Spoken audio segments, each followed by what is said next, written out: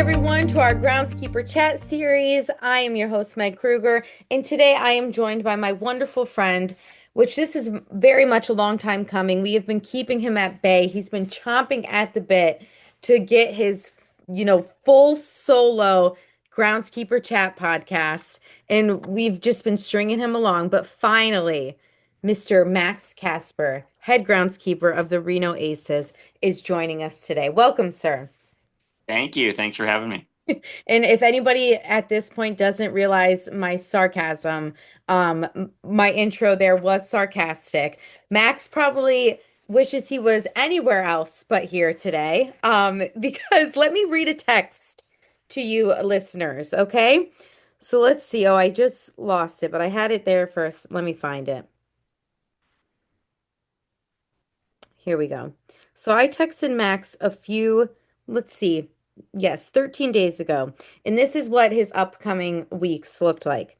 We have 9 games in 10 days starting the 4th of July after a concert on the 3rd and the flooring being laid for it this morning.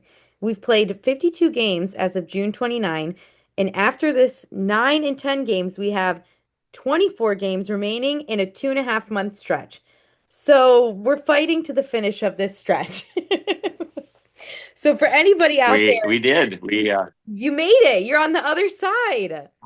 I know it. I know it. It's exciting. We gave the staff a day off yesterday, and much deserved, obviously. And we're on the All-Star break right now, which generally means about the halfway point in our season. Okay. But we've played 51 home games at this point, so we've got Insane. 24 home games left. We're a little 75-25 right now, but we're making it. We're getting there. I We're a little love bit it. resilient. We got some wear spots and some hot spots. I think both the crew and the grass, but we're surviving at this point. I love it. And I love to joke with you because a long time back we recorded an OG turf origin story featuring Mr. Max Casper. And that groundskeeper chat never made it to the light of day. Might have been some, clerical error on my end or something or other happened along the way. But then it's become this joke where, it's been like, oh, I didn't want you as a guest. Um, Yep. so we won't, then during what was it? Where were we this past year at SFMA? We were in California in Palm Springs. Yep. We invited you on to share your turf origin story. So if anybody hasn't heard that, they need to go back and listen to it. But I don't know if you ever caught how I released that episode. Did you happen to catch how I I did I it? did. Yeah, it was a first half of a second half of kind of co-featuring me, and then kind of went the opposite direction with the other guest and put Mira on for a nice long episode. And no, it was good. I was It was like, good. I was like, if I'm gonna do it to anybody, this is the perfect person to do it Yeah, to. why not? It keeps the joke alive, but now that the joke is Absolutely. officially put to bed, you are having, I'm going to finally give you your chance. You must have run out of guests or something, right? No, in all sincerity, I'm very excited to catch up with you and hear how, the first season as the head guy has been going. And most importantly, check in on my friend Colton and see how he's doing. So where would you like me to start there? Wherever your heart is pulling you. I can I can we can elaborate on something here real quick, but Colton's not with us anymore. Okay, so we'll have to edit this part out. No, you're good. No, no, we will. You need to tell me why. What happened? Colton took a different job. He's working at a golf course in town now. A little bit better work-life balance for him. Things that were important to him, they were able to provide that we weren't all the time.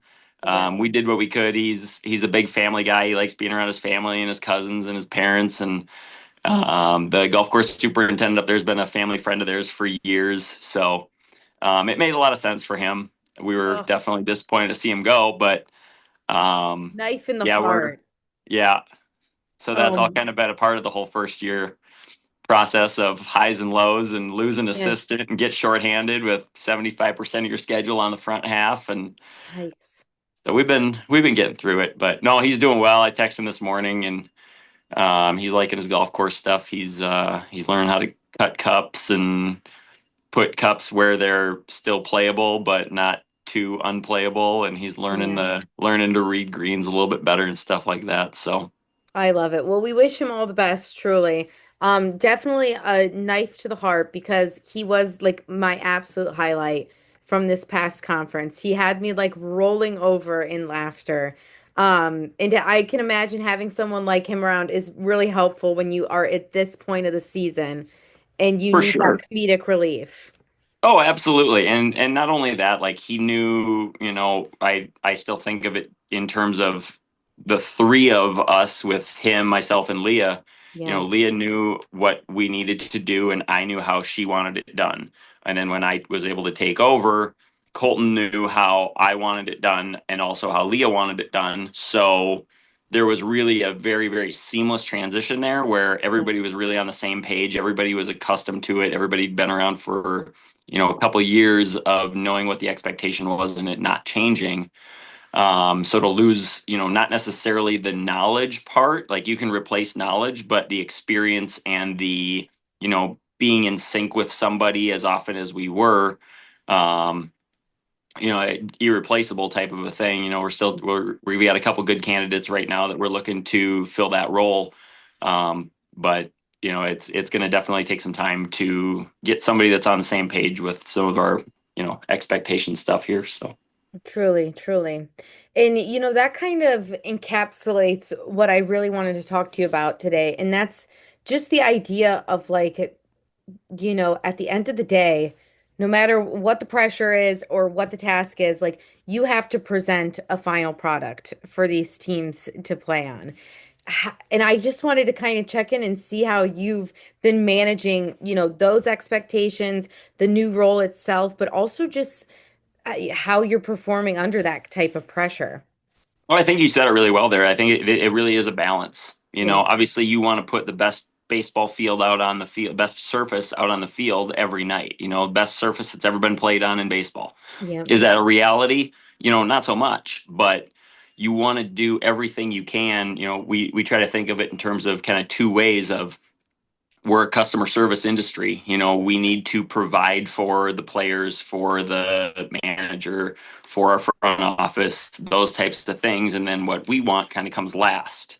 Yeah. As long as it's playing right and playing well, their needs come before ours. Yeah. Now, at the same time, the game's going to start at 6:35. Hmm. Like you have to get your stuff done for 6:35 because you're not able to work until the infield might need 10 more minutes of water pregame, but it starts at 6:35. Like Yeah. whether the visiting team takes batting practice for 10 minutes too long, or you're a person short, or you're two people short, or the wind is not cooperating, whatever, you still have that 6:35 deadline that at some point what you've done all day is good enough, Yeah. and you're just kind of trying to tweak it that last little bit, but good enough is good enough at some point, while making sure that we're still safe and playable and ready to go for a 6:35 game.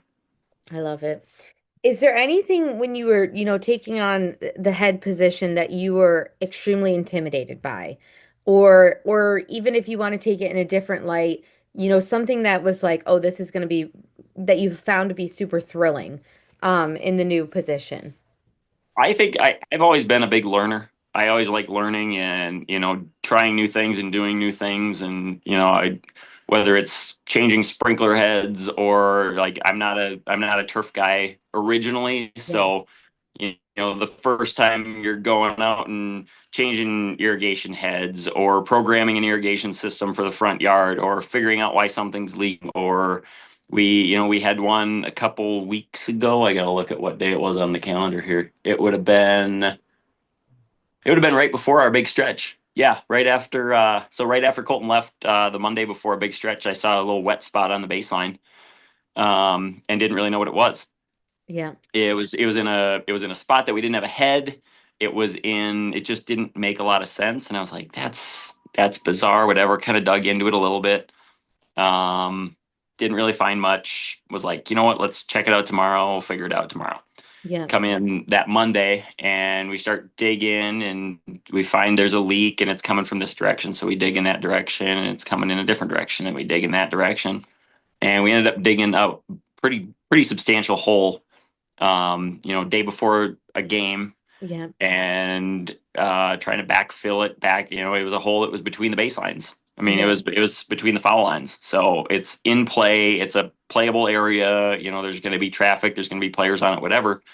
And just being able to overcome something like that, I like learning what's going on, figuring out how to fix it, and then going back and repairing it, I think is, those are the things that you wake up every day and you don't know what the job's going to be. Yeah. And, I've heard it a million times, whether it's on your podcast or Drew's podcast or whatever, but, there's always, you always know what to do. You just don't know what you're going to do Yes, all I the love time when you that. show up Yeah. to work. So, I mean, if it's not one thing, it's another. And if it's not that thing, it's something else. But just finding something new every day that, you're trying something for the first time, or let's see if this works, or let's try doing it this way once. And if it works, great. If it doesn't, we learn from it and we don't do it that way anymore. And we go back to doing it the way we originally did it. So, And there's definitely got to be something like innate within yourself, but then, other groundskeepers that are called to the challenge of making this into their career. Because I can tell you, like, especially for myself, I know I would throw in the towel. If I recognized a problem like that, I think I would quickly turn around and be like, nope, didn't see it. Like, and hope until the very last moment that it's not gonna come into fruition. Um, and you are a baseball player turned baseball coach turned groundskeeper. So, you definitely have some of those qualities that you're bringing to the position. But what do you think are the other things that, are innate within you and that you recognize in other groundskeepers that you think you have to have coming into this career? I just think there's an element of you have to want to be here. I Mm-hmm. mean, at the end of the day, I work at a baseball stadium. Yep. Like a lot of people pay money to go to a baseball stadium. Yep. I'm in a situation where the baseball stadium pays me to come Very to the cool. baseball stadium. And, yes, I work and we do a good job and we work hard. But at the end of the day, like it's baseball. Like if you like baseball and you're a baseball fan, you're a baseball guy at heart, like I mean, I don't have too many complaints about that. I don't have too many days that it's tough to get up and get out of bed and, you Yeah. know, go to the park. I'm just going to the park in a little bit different way than I used to. So, I love that. I love how you said that is like people pay to go to the baseball stadium and I get paid to go to the baseball stadium. I love that point of view. It is actually very cool. And like I said, I'm the type of person like my neighbor texted me this weekend and said, "Hey, I think there's a tree that's about to fall on your fence slash shed from your other neighbor's house." And I was like, just literally ignored the text. I was like, not my problem today. Like it hasn't fallen yet, so not my problem. And then, of course, over the course of the weekend, it eventually fell and, smashed our fence and shed. And I'm a oh, person no. that, like, once the dumpster is on fire, I will address it. I have a hard Right. time, like, sometimes having, like, the foresight to be like, okay, if I were to address it now, maybe we could prevent larger problems. But I think that's something that groundskeepers have that whether it's a curiosity or just like self-preservation, I'm not sure what it is, but it's like you guys have that if you see something, it's like a curiosity to dig deeper. Literally, Right. in some senses, keep digging. Well, and I would say outside this last probably 3 week stretch or so, but we usually try to take the 5 minutes the night before to get yourself ready to go for the next day. Get the cart Yeah, loaded up, get the, put gas in everything, have everything ready by the door so when we get there we can just get going on things yeah, instead of go find the hookup for this, go, fill the tires on that. Like I was annoyed this morning. We're doing top dressing today and our top dressers tires were flat, the Kubota's tires were flat.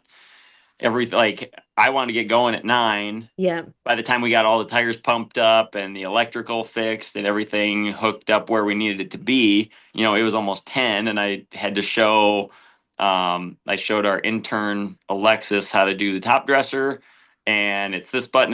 When you're out of sand, go back, like do Yep. this. I showed our assistant Aiden how to run the Kubota. I was like, run it into the sand pile, scoop it up, twist it, turn it, go slow. I said it's okay to be afraid of it. I'd prefer you to be a little bit afraid of it than to be too Yeah. confident in it. Like it's a big piece of machinery for him to be driving. So, and then by that time it was 10:28, and I was running in here trying to get, a bottle of water and get on this with you. So, So what's your like anxiety level at right now, knowing that you have two people running equipment they've never run before out well, there? I'm okay right now because I can still hear it through my door, and I keep hearing the beeping of the Kubota backing up. So I know they're still they might not be working super fast or super efficient, but I can tell they're still working because I I can at love least it. hear things going on out there. What have you been So, surprised about like your management style stepping into this role? Because definitely as an assistant, you're a leader, and you're definitely a point person for a ton of people on the crew. But now that it's your operation, have you been surprised by any style or management practice that you've kind of implemented now that it's your show? um, I think I don't want to say surprise necessarily. I think, Leah laid out a real good blueprint of how to do this job very well, very efficiently, very effectively, and, be a good person and, be a good leader on top of it. Like someone when you leave work, you're not like, oh, I don't want to talk to that person until tomorrow at 9 a.m. when I got to go back Yeah. in. Like Yeah. you see something online about groundskeeping or baseball or the Diamondbacks or the Aces or whatever, and Yeah. you think they'd like it, and you still send it over, via text or Twitter or whatever to them, and you still have that like Yeah. camaraderie with, your coworkers. So I think honestly, I didn't really try to do a whole lot different in terms Hmm. of that. Like we still try to laugh and joke outside of work. We still try to, you know, keep everybody involved and having a good time. And if somebody's not having a good time with something, like let's move them and get them to do something different. It's not always a fun job, but Yeah. sometimes you kind of got to fight through it a little bit. But sometimes there's a spot where we can, let people go and let people do, something different. And hey, go. You usually don't go paint the logo. Go paint the logo today. Yeah. You usually don't, you know, we usually do a big Fourth of July thing on the field with red, white, and blue coaches boxes, and we do 50 stars on either sidelines, and we stripe the sidelines and make them look like So a cool. flag. And yeah, we do. We try to have a lot of fun with that kind of stuff. And this year, it didn't really. I didn't like the idea of there being Fourth of July remnants left over for the series after Fourth of July, Okay. because usually we have Fourth of July and then we're off for a week, and Okay. everything can kind of grow out, and you lose the red and you lose the blues and whatever, and everything kind of looks like regular baseball again. Yeah. I didn't really like the idea of that going into our series from the 8th to the 13th. Yeah. We did 4th of July weekend, 4th, 5th, 6th, had an off day the 7th, and then, go 8th through 13th. I didn't want there to, like, the 13th of July isn't, the 4th of July Yes, anymore. Like, exactly. I know it works kind of like that with Christmas. As soon as it turns to December, like everybody turns the Christmas music on, but not me, not so Not much. here. But Yes. yeah, so we did more stuff. We went and painted the berm.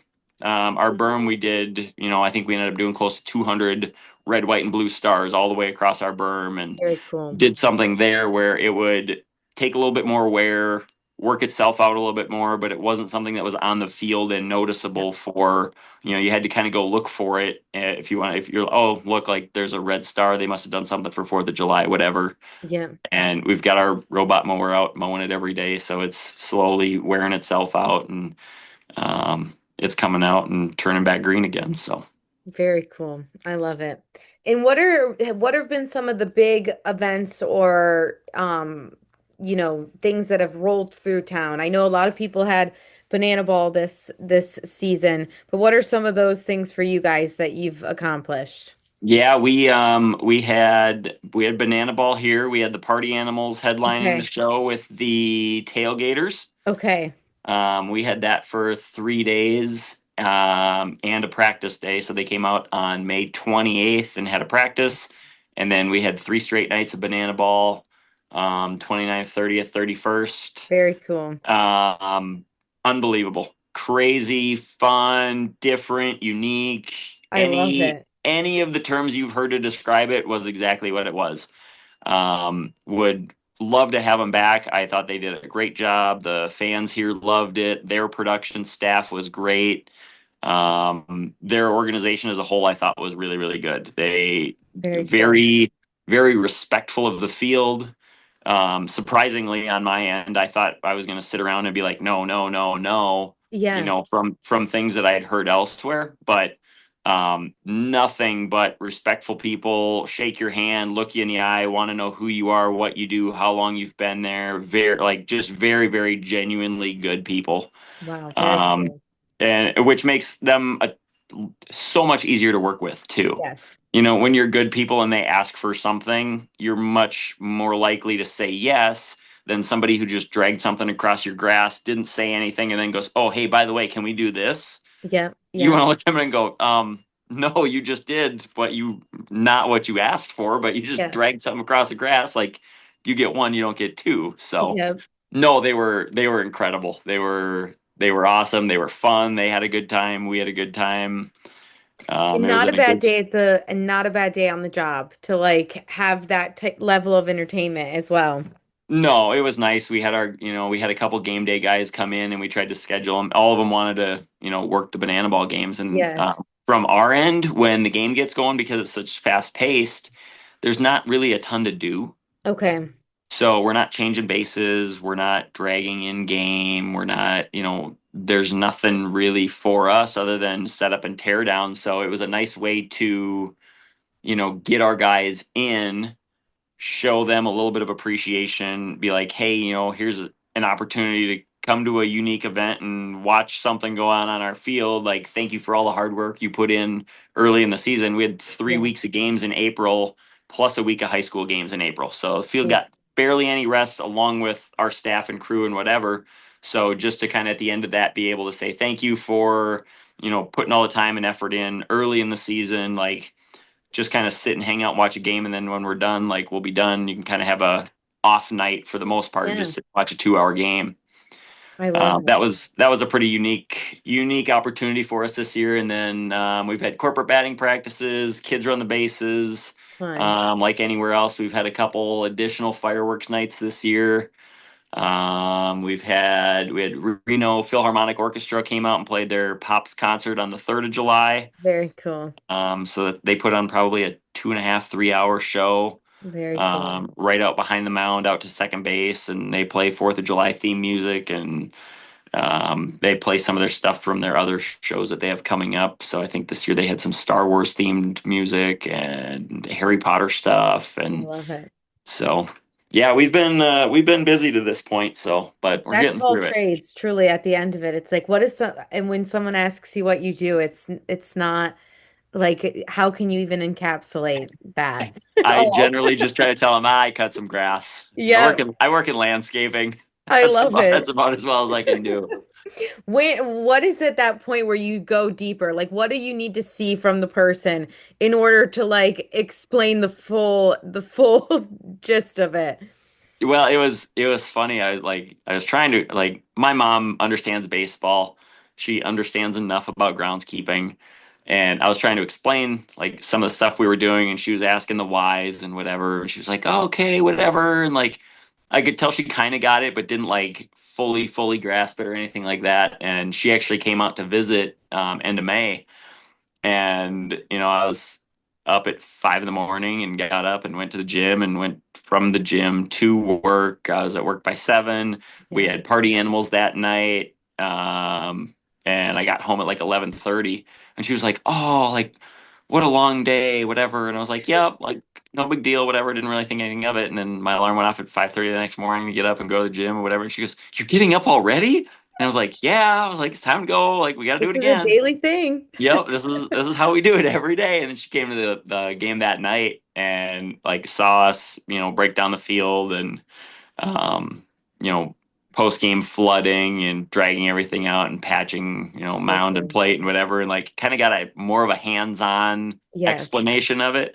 And I thought that really helped, her understand a little bit more of what we do and why we do it and how we do it and how much work and effort and time actually goes into some of our stuff. So, Well, yeah, I always will start off with people like, "Oh, I work for a sports company." Then they're like, "Oh, what kind of sports company?" Like, and then I'll be like, "Well, it's actually a paint company that, supplies paint for the sports world." And they're like, "What?" And it's like you can't open the can of the worms without right, fully trying to right. explain it to them.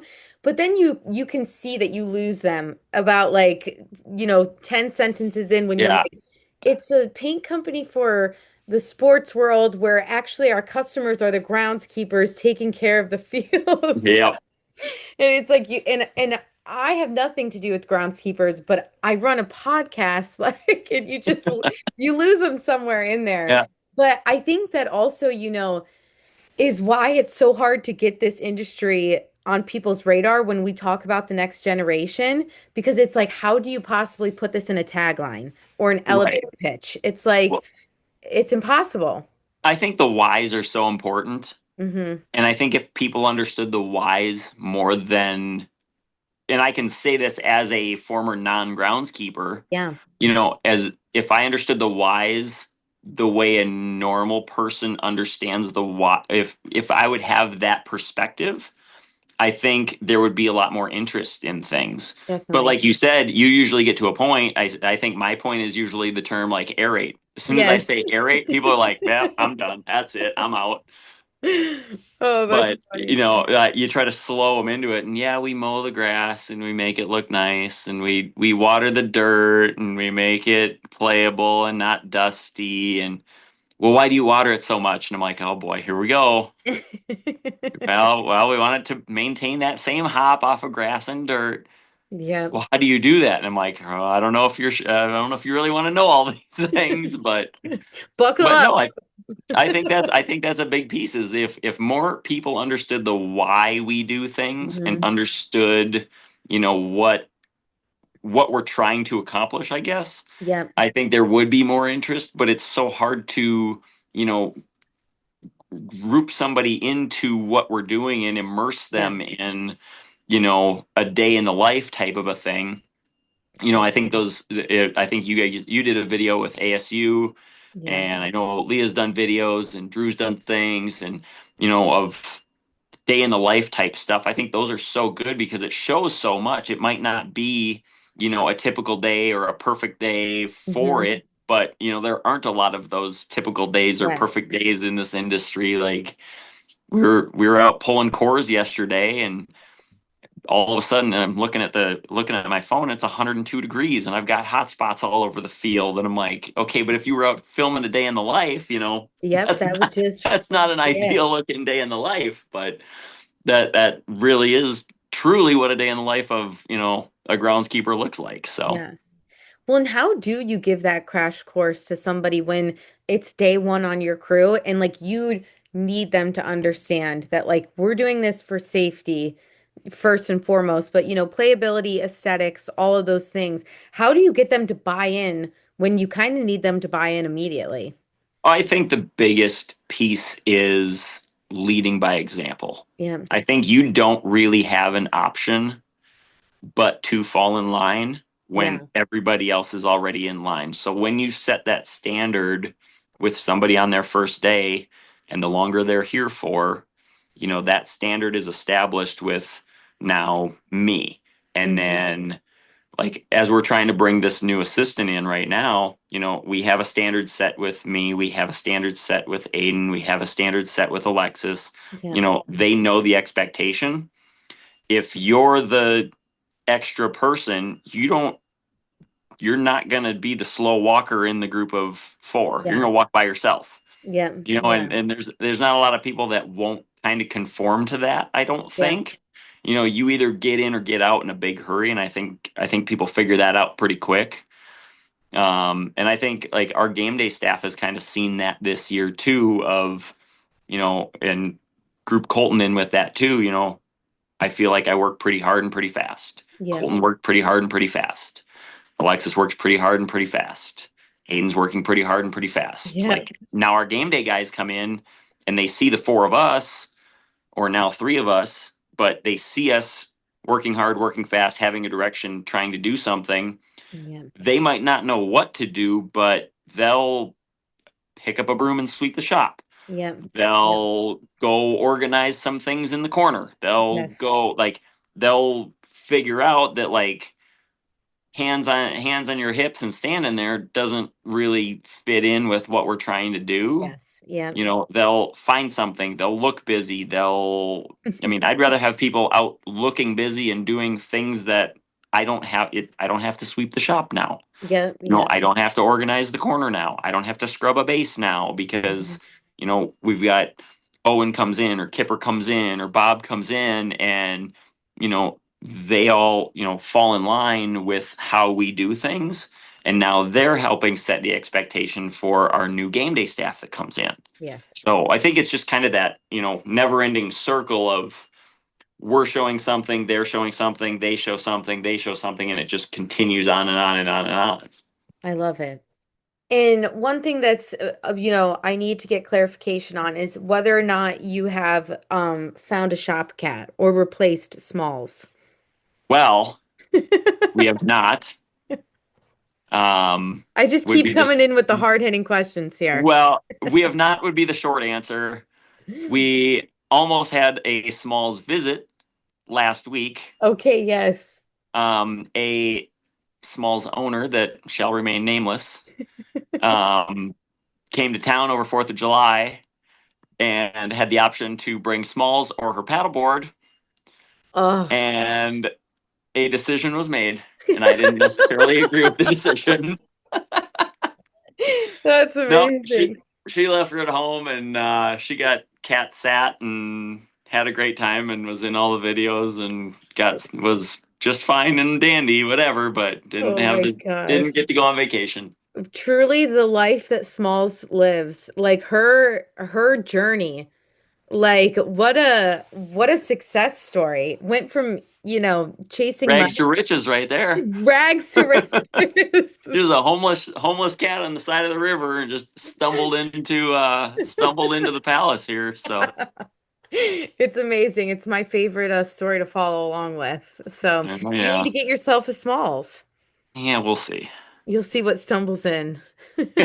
Now that we're on the back, you know, quarter of our schedule with 6 months to play, it feels like. They say possums are really good for keeping mice out. Yeah, who has a possum? I'm trying to remember. Does Morgan have like a stadium possum or something Oh like that? goodness, I really hope not. I said that as a joke. Oh, Oh, I forget who. I thought it was Morgan that had like there was a possum at the stadium or something. Maybe it was Maritza. and she just turned him into, if it's Maritza, I don't. I'm in serious trouble. So I I'm don't visiting think it's Maritza like. next week, and if I see a possum, I am turning around. I don't think it's a pet per se, but like it's a.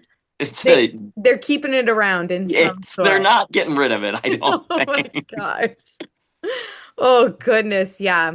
Yeah, on my calendar for next week, I will be down in Saint or over in St. Louis Oh, visiting my nice. friend Maritza. And if I, like I said, if I see a possum, it's going to be a lost flight and hotel for Pioneer. Like Well, I'm I out was of gonna say, there you go. There's your warning. there. Yes, Maritza, sound the alarm, get rid of the possum. Goodness. Oh my gosh. I saw a possum at summer camp when I was in the seventh grade, and my parents had to drive and come get me in the middle of the night. I was like, Oh nope, that's boy. it for me. I'm not sleeping outside if that thing is, cohabitating in any way. No. Goodness. Well, anything else to report? Any other major life updates that we need to catch up on? I can't think of much. I mean, it We're sounds just like we're it's just off to staying busy. smashing success over there, and we're all No, rooting for it's you. all in all, I feel like it's been pretty good. We've had, you know, we've gone through our hiccups and we've gone through our issues like, you know, but like anybody else does, and it's just you find yourself coming out the other end stronger, probably a little smarter, with a couple more tools in your tool belt type of thing. But you know, we've been getting through it just fine so far, and had a good crew all year, and you know, trying to find that one other person that's going to come in and be a full time guy for us, and Love it. you know, hopefully we finish just as strong as we started. So. And what are the things that you've done to when you need to get away from the park or just even if it's 15 minutes mental break? What are the things you're listening to right now, watching your lifeline outside of the park? Not much. I'm pretty simple. I've got an apartment that overlooks a concert venue, an outdoor concert venue. Okay, that's sick. So, That's they have, amazing. yeah, they have quite a few summer concerts. So there's been a couple concerts that I've tried to get out of here early on a Friday to make sure I get, my parking spot in the apartment lot. But I then, love it. I end up being at home a little bit early and get to watch some concerts and stuff. What's the But best show you've seen so far? ooh, I missed. Kevin Hart had an outdoor performance. I missed that Okay. one because we had a game. Ludacris was there. He was pretty good. Buddha. I thought Alabama was really good. Very cool. Yeah, and then the rest of the summer they're setting one up. Not like a big name that I've heard of, but I tried to like look up some of their songs and I was like, oh, okay, like I recognize those songs. AJR is this weekend. Oh, okay, yes, I recognize them. Aren't Um, they like the bang, bang, bang? yep, yep, Yep, yep. okay. Very So cool. they're this weekend. I think Nelly's coming in a couple Nice. weeks. So, If you and want then to take a it's kind of a ride with unique me. area. Oh yeah. Oh yeah. That'll be one I'm home for sure. I can Um, imagine there will be a certain type of aroma coming through the windows for that yeah, well, for I that think I'm far enough away that I think I'll be all right. But Amazing. no, it should be all right. Otherwise, just kind of go to the gym and I love it. if I can get over to Lake Tahoe, I'll try to. But it's been a little further and further between, or few and far between. One of Fewer those and far, one of yeah. those things. It hasn't happened often this year, but Oh goodness. no. Hopefully, here in the second half, we'll get a little bit more off time and get to go golf and do some things like that. So I love it. Well, we wish you all the best and we appreciate your time, but I will cut you loose so that you can go check in on the progress of yeah, I still hear beeping going on. So whole field's gonna be top dressed. Everybody's gonna be out of here by noon. I don't know. We'll see. well, you could pretend that we're talking for a few more hours if you need to. Yeah, It could right. be a really If I long need a little episode. 15-minute nap or a long lunch or something, just go out and call lunch and be like, oh yeah, okay, guys. Good job. I No, love well, it. I love it. I'm sure they're doing a great job out there. So, Definitely. Well, thank you so much, friend. I'm looking forward to seeing you hopefully soon. Hopefully you'll be yep, at the conference and yep. we can catch up more then. You're always welcome out if you want to come and check it out sometime. Good old Reno, Nevada. We'll put you on the top dresser and send you Yeah. on your way. You can hit the button for the day. That would be anxiety for you for sure. Definitely. We'd have a good time. I'll make it out there eventually, though. That's for sure. All right, that sounds good. All right. Talk to you soon, friend. All right, thanks for having me, Meg. Bye bye. Bye.